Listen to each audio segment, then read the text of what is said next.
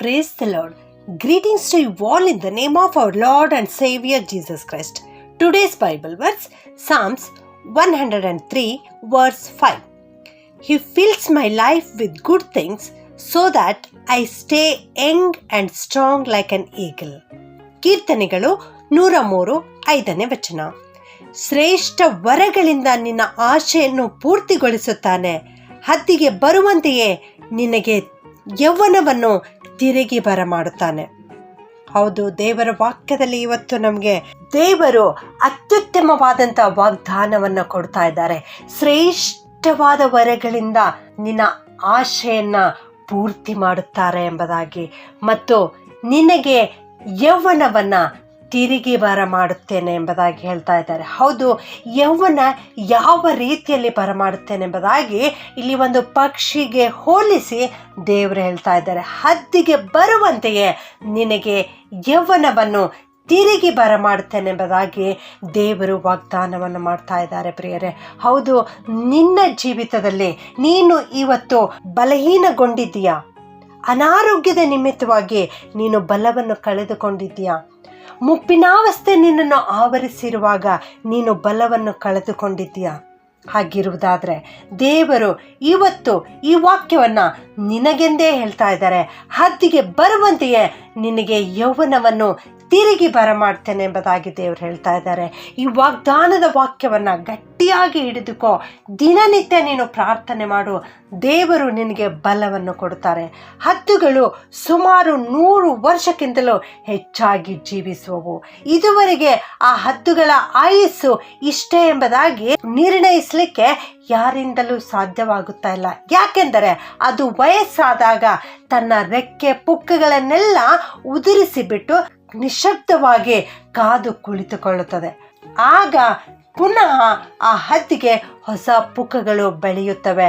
ಆಗ ಅದು ಯೌವನವನ್ನು ಪುನಃ ಪಡೆದುಕೊಳ್ಳುತ್ತದೆ. ಪ್ರಿಯರೇ, ಆ ಹದ್ದಿಗೆ ತಾನು ಬಲಹೀನಗೊಳ್ಳುತ್ತಾ ಇದ್ದೇನೆ, ನನಗೆ ಮುಪ್ಪು ಆವರಿಸುತ್ತಾ ಇದೆ ಎನ್ನುವುದನ್ನು ಅದು ಅರಿತುಕೊಂಡಾಗ ಅದು ಎತ್ತರವಾದ ಸ್ಥಳಕ್ಕೆ ಹೋಗುತ್ತದೆ, ಪರ್ವತದ ಸ್ಥಳಕ್ಕೆ ಹೋಗುತ್ತದೆ. ಬಂಡೆಯ ಸೀಳಿನಲ್ಲಿ ಹೋಗಿ ತನ್ನ ಪುಕ್ಕಗಳನ್ನು, ರೆಕ್ಕೆಗಳನ್ನು ಬಲವಾಗಿ ಬಡಿದು ಬಡಿದು ಬಡಿದು ಉದುರಿಸಿ ಬಿಡುತ್ತದೆ. ಪ್ರಿಯರೇ, ನೀವು ಕೂಡ ನಿಮ್ಮ ಬಲಹೀನತೆಯ ಸಂದರ್ಭದಲ್ಲಿ ಈ ಬಂಡೆಯಾಗಿರ್ತಕ್ಕಂಥ ಕ್ರಿಸ್ತನ ಪಾದದ ಬಳಿ ಬನ್ನಿರಿ. ಕ್ರಿಸ್ತನ ಹತ್ತಿರ ಬಂದು ಅವಿತುಕೊಳ್ಳಿರಿ. ಕ್ರಿಸ್ತನು ನಿಮಗೂ ಕೂಡ ಹೊಸ ಶಕ್ತಿಯನ್ನು ಕೊಡುತ್ತಾರೆ. ಆ ಹದ್ದಿಗೆ ರೆಕ್ಕೆಗಳಿಲ್ಲದಿರುವಾಗ ಅದು ಬೋಡಾಗಿ ಕಾಣುತ್ತದೆ, ನೋಡಲಿಕ್ಕೆ ಅಸಹ್ಯವಾಗಿ ಕಾಣುತ್ತದೆ. ಅದು ಆ ಬೆಟ್ಟಗಳ ಸಂದಿನಲ್ಲಿ ಒಂಟಿಯಾಗಿ ಕುಳಿತುಕೊಳ್ಳುತ್ತದೆ.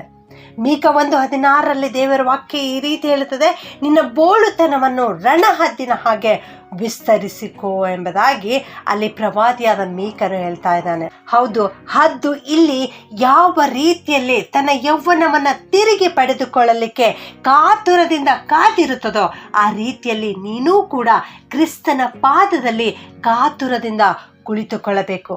ಆ ಹದ್ದು ಆ ದಿನಗಳಲ್ಲಿ ಏನೂ ತಿನ್ನುವುದಿಲ್ಲ, ಏನೂ ಕುಡಿಯುವುದಿಲ್ಲ.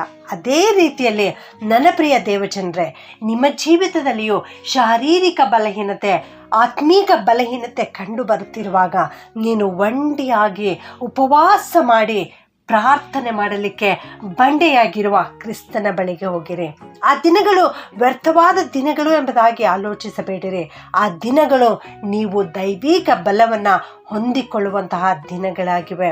2 ಕೊರಿಂಥ್ಯ 7:10 ಅಪೊಸ್ತಲನಾದ ಪೌಲನು ಈ ರೀತಿ ಹೇಳ್ತಾನೆ, ದೇವರ ಚಿತ್ತಾನುಸಾರವಾಗಿರುವ ದುಃಖವು ಮಾನಸಾಂತರವನ್ನು ಉಂಟು ಮಾಡಿ ರಕ್ಷಣೆಗೆ ಕಾರಣವಾಗಿದೆ ಎಂಬುದಾಗಿ. ನನ್ನ ಪ್ರಿಯ ದೇವಜನರೇ, ಇವತ್ತು ನಿಮ್ಮ ಜೀವಿತದಲ್ಲಿ ದುಃಖ ಇದೆ, ಸಮಸ್ಯೆಗಳಿವೆ, ಬಲಹೀನತೆಗಳಿವೆ ಅಂದರೆ ಅದು ಕರ್ತನ ಚಿತ್ತಕ್ಕೆ ಅನುಸಾರವಾಗಿರುವುದಾದರೆ ಅದು ನೀನು ಮಾನಸಾಂತರ ಪಡೆದುಕೊಳ್ಳಲಿಕ್ಕೆ, ಅದು ನೀನು ರಕ್ಷಣೆಯನ್ನು ಹೊಂದಿಕೊಳ್ಳಲಿಕ್ಕೆ.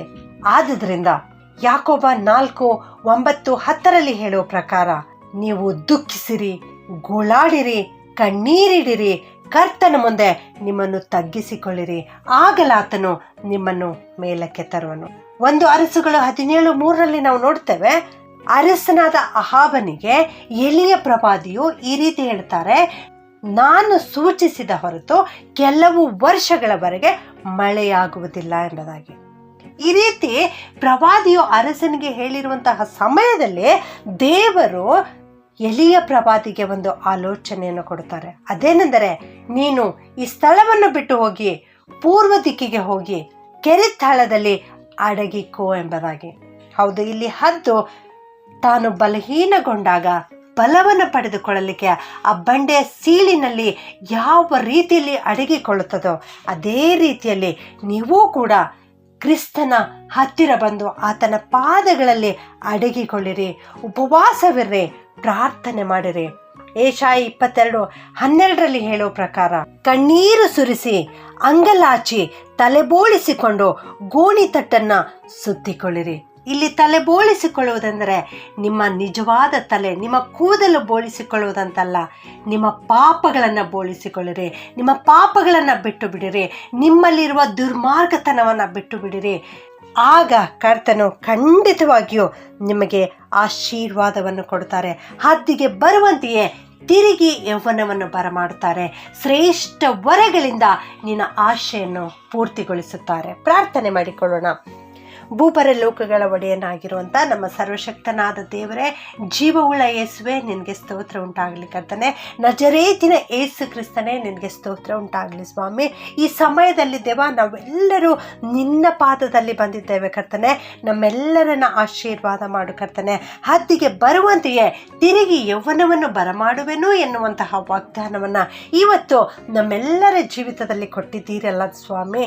ಆದುದರಿಂದ ನಿಮ್ಮನ್ನು ಕೊಂಡಾಡುತ್ತೇವೆ ಕರ್ತನೆ. ಈ ವಾಕ್ಯ ಕೇಳಿಸಿಕೊಳ್ಳುತ್ತಿರುವ ಪ್ರತಿಯೊಬ್ಬೊಬ್ಬರನ್ನು ಆಶೀರ್ವಾದ ಮಾಡು ಕರ್ತನೆ.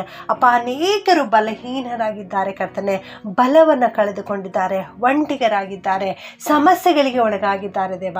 ಆ ಎಲ್ಲ ಪ್ರಿಯ ದೇವಚಂದ್ರಿಗಾಗಿ ಇವತ್ತು ನಿನ್ನ ಪಾದದಲ್ಲಿ ಬರುತ್ತೇನಪ್ಪ. ಇವರನ್ನು ಕರುಣಿಸಿ, ಇವರನ್ನು ಕಾಪಾಡು, ಇವರ ಹೊಸ ಬಲವನ್ನು, ಹೊಸ ಶಕ್ತಿಯನ್ನು ಪಡೆದುಕೊಳ್ಳಲಿಕ್ಕೆ ಸಹಾಯ ಮಾಡು ಕರ್ತನೆ. ಅಪ್ಪ, ಇವರು ನಿನ್ನಲ್ಲಿಯೇ ನಿರೀಕ್ಷೆ ಇಟ್ಟು ಜೀವಿಸ್ತಾ ಇದ್ದಾರೆ. ಹದ್ದಿಗೆ ಬರುವಂತೆಯೇ ಯೌವನದ ಬಲಶಕ್ತಿಯನ್ನು ಇವರಿಗೆ ಕೊಟ್ಟು ನಡೆಸಬೇಕಾಗಿ ಯೇಸುವಿನ ನಾಮದಲ್ಲಿ ಬೇಡುತ್ತೇನೆ ತಂದೆಯೇ, ಆಮೆನ್.